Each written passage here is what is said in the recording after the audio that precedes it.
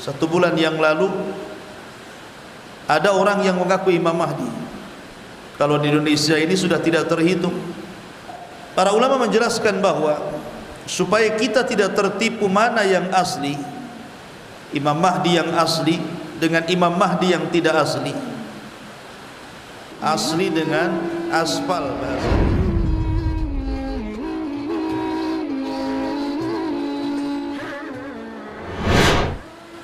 Alhamdulillah wassalatu wassalamu ala Rasulillah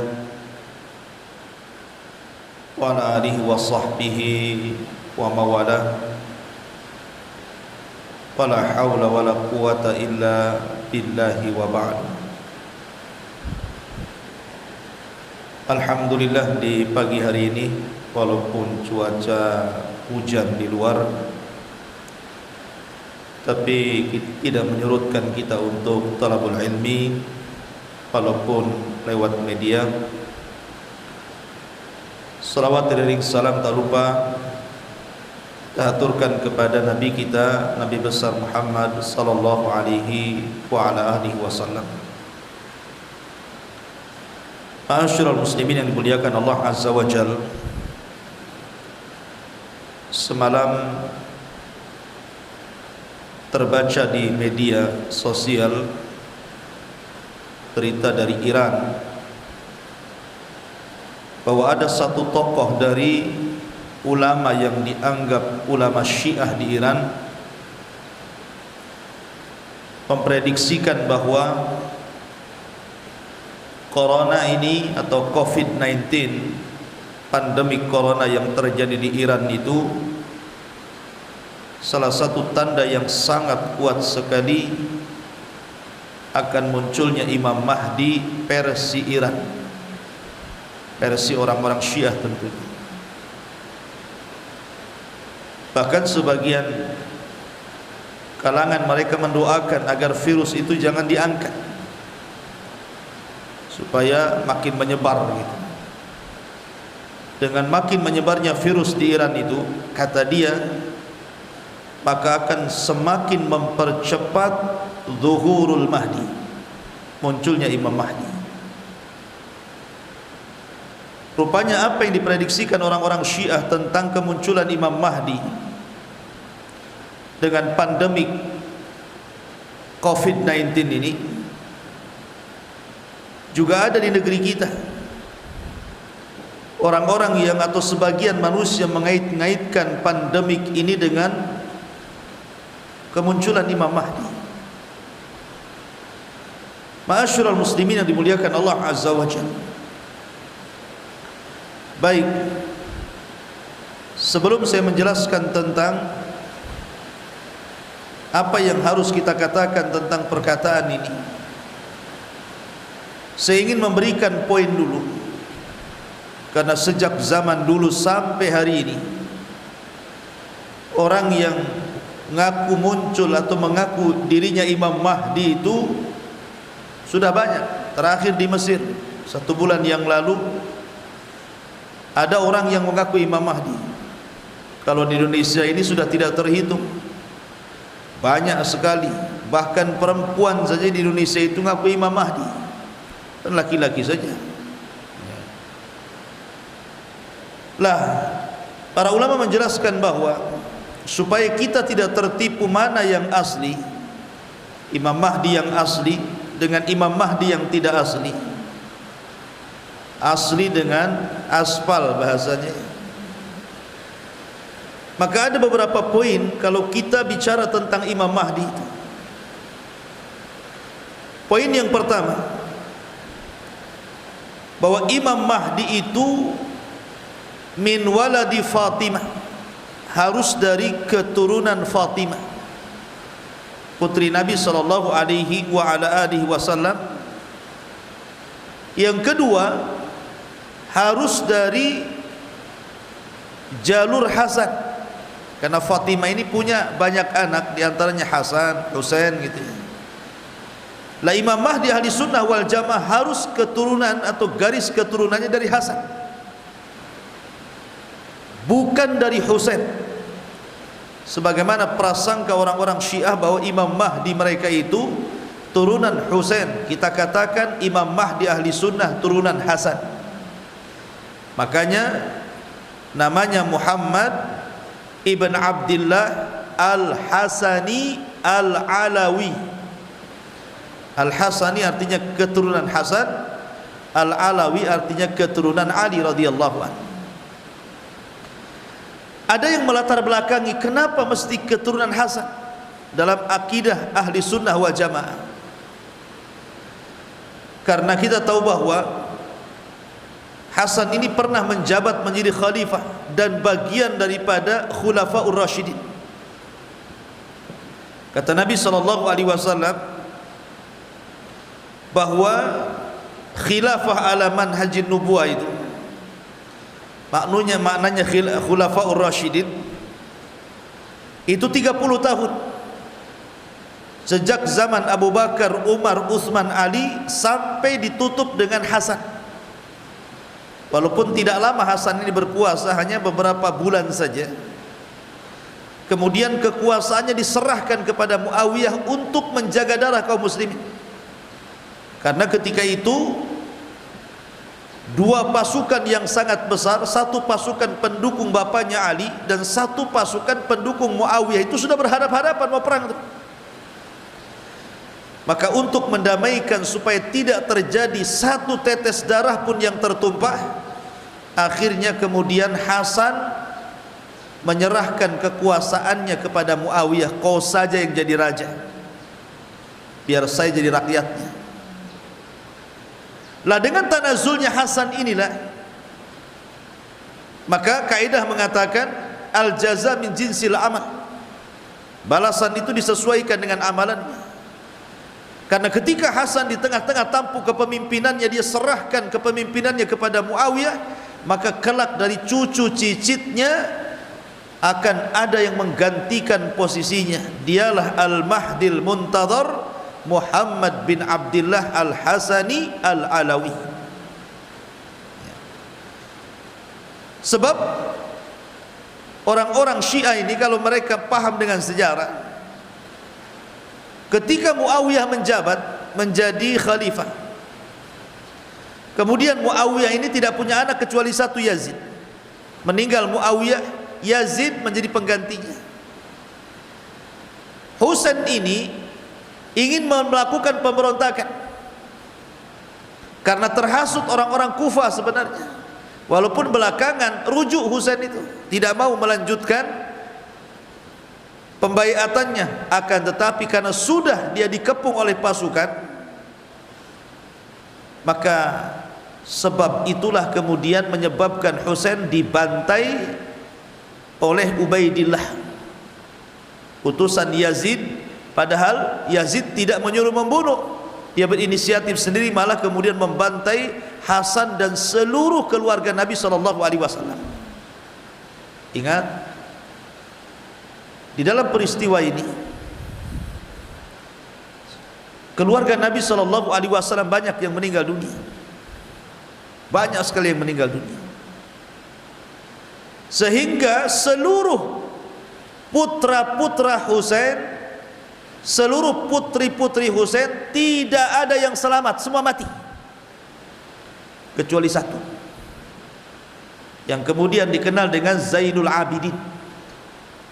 Ya, dialah yang kemudian masih hidup karena ketika itu masih bayi. Ketika masih bayi tidak orang itu tidak membunuhnya.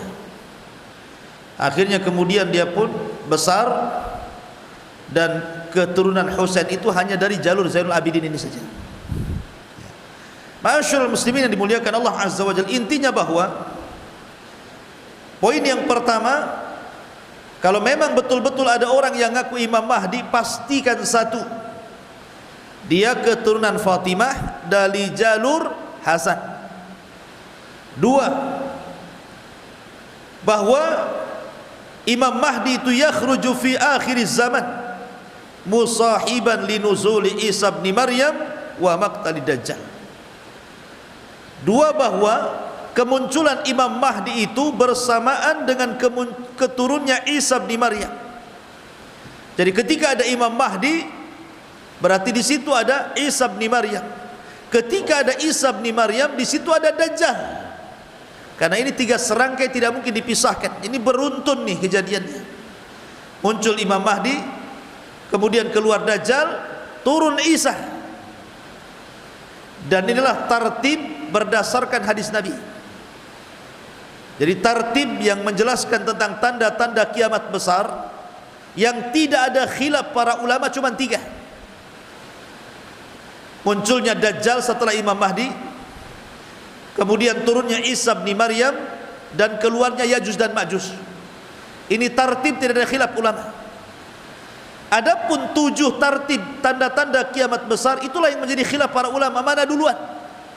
Ada yang mengatakan ini duluan, ada yang mengatakan itu duluan, ada yang mengatakan ini duluan, sehingga tidak bisa dipastikan. Tapi 3 perkara ini ada dalam redaksi hadis.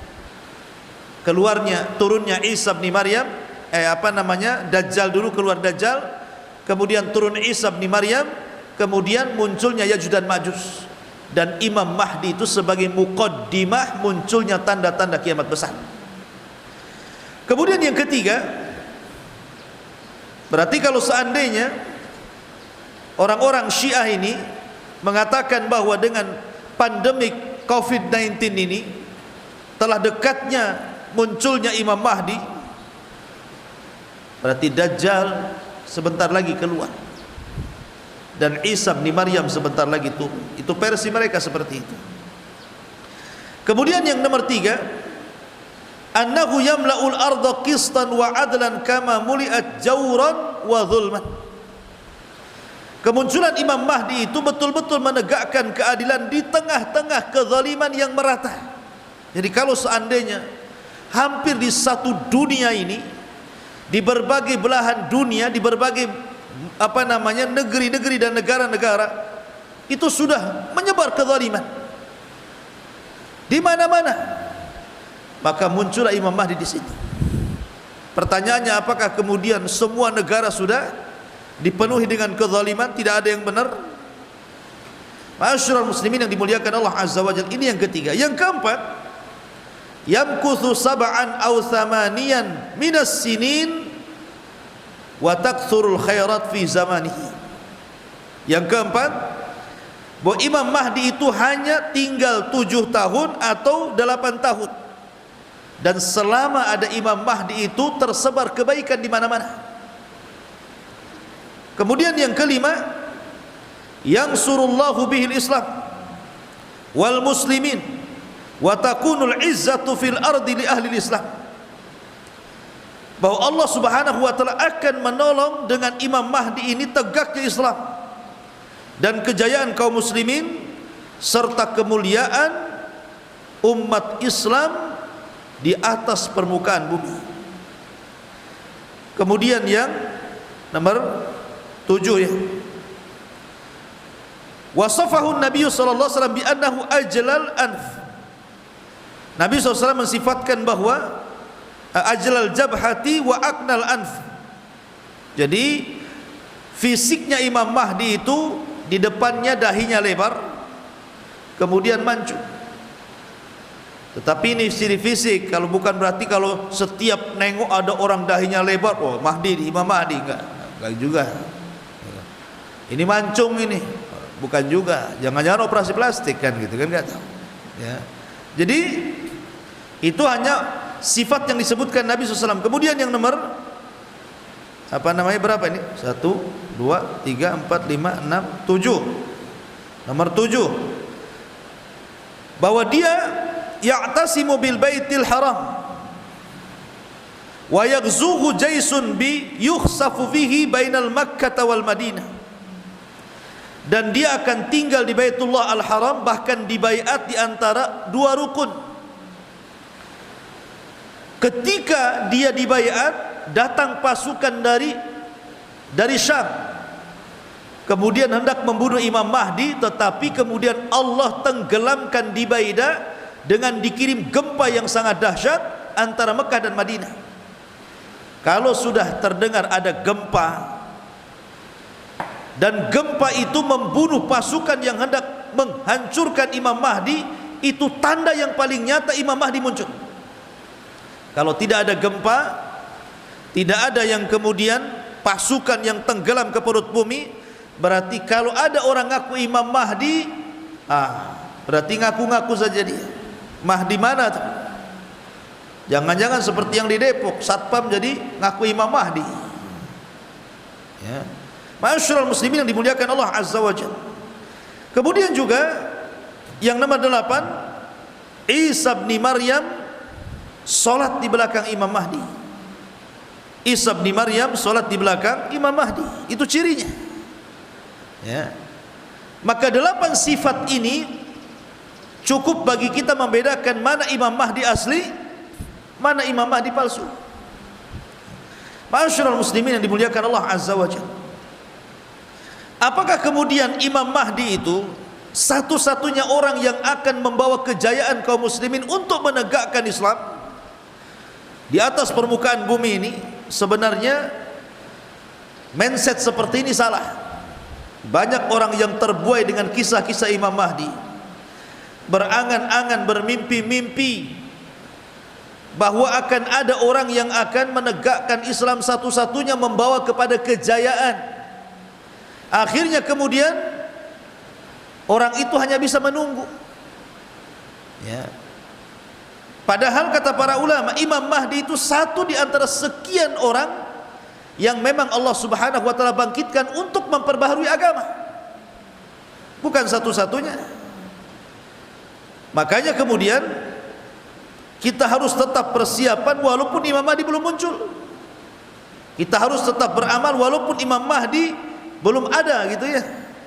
Makanya Allah Subhanahu wa taala berfirman, wa qatiluhum hatta la takuna fitnatun wa yakuna ad-dinu kulluhu lillah.